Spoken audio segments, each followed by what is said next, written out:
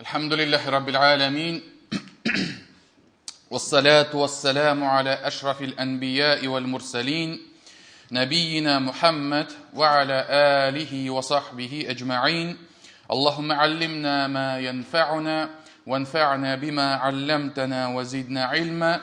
Амма ба'д. Ассаляму алейкум ва рахматуллахи ва баракатух. Продолжим тему, о которой мы начали говорить с вами на прошлом уроке, на прошлой джумга. Это у нас была тема, где посланник Аллаха, саллаллаху алейхи вассалям, запрещает в каких-либо делах чрезмерствовать, переходить установленные границы. И как выразился один брат, урок, говорит, прошлый, он был, говорит, на тему, как не борщить, да? Как не переделывать, приступать к границе. Итак, мы с вами говорили на прошлом уроке, то, что множество смеха, оно приводит к смерти или же к ослаблению богобоязненности верующего. Также мы с вами говорили, то, что посланник Аллаха, саллаллаху алейхи вассалям, запрещал часто клясться во время торговли, потому что клятва – это обособленные слова, это очень тяжелые слова. И когда человек часто это делает, он может впасть в харам, в запретное. Солгать каким-либо образом, используя клятву именем Всевышнего Аллаха. И поэтому этого нужно остерегаться. И третье, о чем мы с вами говорили, это не задавать вопросов, не задавать множество вопросов, которые для тебя не имеют никакого практического значения. То есть, мы с вами говорили, да, то, что они разделяются, эти самые вопросы, на множество видов. И запрещено задавать вопросы, если задающий вопрос этим самым хочет избежать ответственности. Да? Например, религиозные какие-либо вопросы, да? Там задал вопрос, спросил фетву там, и так далее, ему сказали. И ему ответ не понравился. И он пошел, начал спрашивать у других, у третьих, у четвертых, и он продолжает это делать, пока не услышит то, что его устроит. Вот это вот вид вопроса, он недопустимый. Также ученые порицали задавать вопросы, которые не имеют практического смысла. Да? Вот с точки зрения веры мусульманина, какая практическая польза от того, видел ли посланник Аллаха, саллаллаху алейхи вассалям, Всевышнего Аллаха во время вознесения на небеса, во время переноса ночью и вознесения на небеса. Нету никакого практического смысла. Или же там, допустим, вопросы, которые касаются дел давно минувших лет. Та же самая история, да? Юсуф и Зулейха в итоге поженились или нет, да? То есть задавать вопросы, в которых практической пользы для твоей веры нет. И этот вопрос, он не приблизит тебя к раю и не отдалит тебя от джаханнама, то в этом случае эти вопросы необходимо избегать. И в третий вид вопросов, когда человек задает вопросы, спрашивает, разнюхивает, если хотите, да, в тех делах, в тех вопросах, в которых это к нему не относится. Посланник Аллаха, саллаллаху алейхи вассалям, говорил, из лучшего проявления ислама верующего, лучшее проявление религии, это когда человек не спрашивает того, чего его не касается. И поэтому даже такие вот интересные цитаты есть там, да, из советского прошлого, там, как говорил мой один знакомый, покойник, да, я слишком много знал, да, и поэтому слишком много знать это иногда и является большой ответственностью этого человека перед Всевышним. И, возможно, он за это даже будет нести ответственность и отвечать перед Всевышним Аллахом. Следующий вопрос. Пророк, саллаллаху алейхи вассалям, как сообщается об этом со слов Абдуллах ибн Мас'уда, посланник Аллаха обращался к сподвижникам с вагазами время от времени. Он не делал это постоянно. Он избирал специальные времена, специальные дни, боясь, что это приведет к тому, что люди начнут уставать. Или же их одолеет безразличие, да? То есть им уже это надоест, вызовет у них скуку. И вот этот вот пример посланника Аллаха, саллаллаху алейхи вассалям, по сути является самым важным и действенным способом. Почему? Вот даже задумайтесь, да, почему Всевышний Аллах джумга, хутбу во время джумга и совершение намаза в мечети коллективно сделал лишь один раз в неделю. Если бы джумга была каждый день, во что бы это превратилось? То есть люди потихоньку привыкли бы к этому. И да, хорошо, Хазрат рассказывает вагаз, да, хорошо, там урок там и так далее, ушам приятно, сердце радуется, но когда это становится такой вот регулярностью, постоянством, он уже к своей вере становится небрежный. В мечети посидел, послушал, только шаг ступил на улицу и уже позабыл, о чем вообще урок был, о чем вообще хутба была. И поэтому это мудрость Всевышнего Аллаха, то, что один раз в неделю это оптимальный такой интервал, чтобы держать человека в тонусе. Чтобы он немножко, как сказать, и не расслаблялся, и запоминал, помнил. До следующего джумга, иншаллах, это ему хватит. И поэтому вот пророк, саллаллаху алейхи вассалям, очень боялся, что люди начнут скучать и привыкнут к этому. Даже такой научный термин есть, да, резистентность, если не ошибаюсь. Когда человек принимает одно лекарство долгое время, организм к нему привыкает и уже не реагирует на это лекарство. Да? Он пьет его, пьет, уже все, никакого эффекта нету. Почему? Потому что организм привык. И точно так же наши умы, точно так же наш слух. И Абдуллах ибн Мас'уд, который передал эти слова о действиях посланника Аллаха, саллаллаху алейхи вассалям, он сам это притворял на практике. Когда он собирал, он уже переселился в Ирак, он, как сказать, покинул Медину, покинул Мекку, и остаток своей жизни, если не ошибаюсь, он жил в Куфе, да, уже в Ираке, то есть совсем другая местность.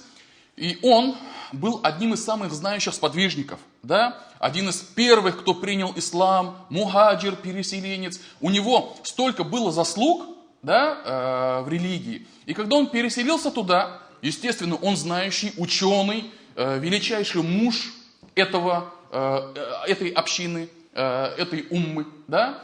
И когда увидели его ученики, люди в Ираке там и так далее, они сказали: о, Абу Абдурахман, о, Абдуллах ибн Мас'уд, почему бы тебе не делать уроки каждый день, постоянно?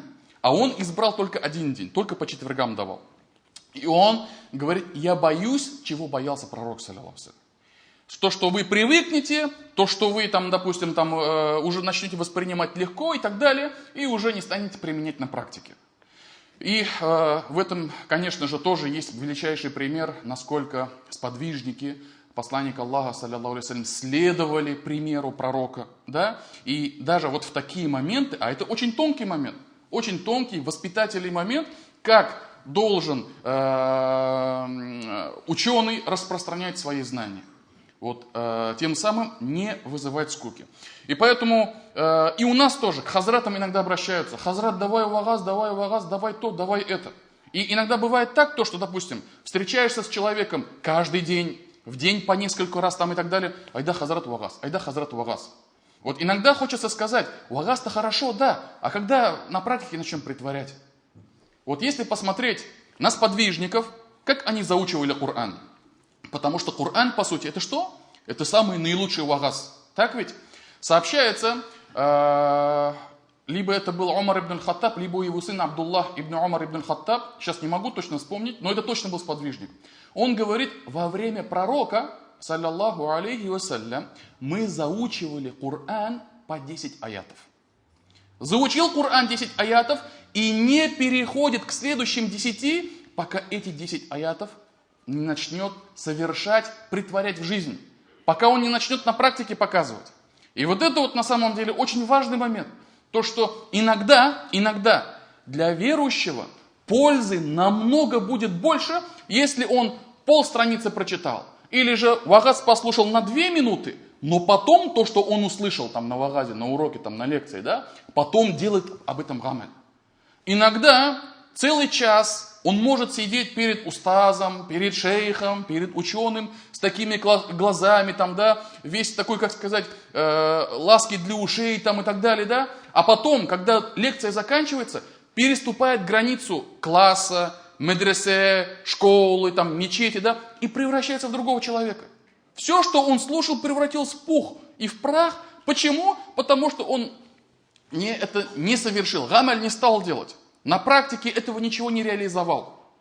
Поэтому для всех нас очень важно, чтобы мы продолжали слушать вагаз, урок и так далее, читать Коран, получать знания, но важно, чтобы это у нас проявлялось и в делах, чтобы эти полезные знания, которые мы получаем, чтобы они имели отражение в наших поступках.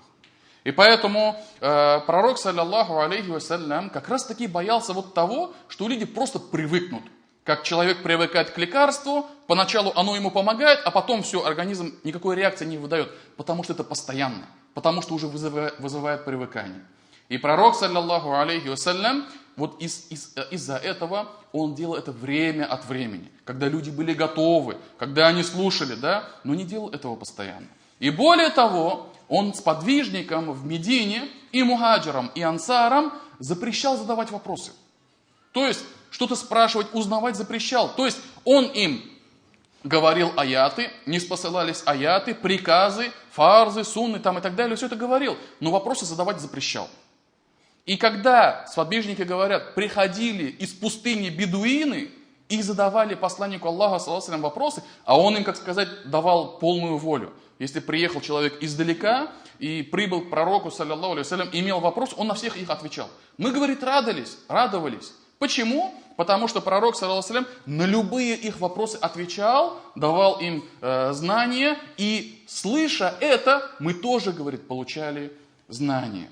Поэтому, уважаемые братья, вот пример 10 аятов должен сохраняться и у нас.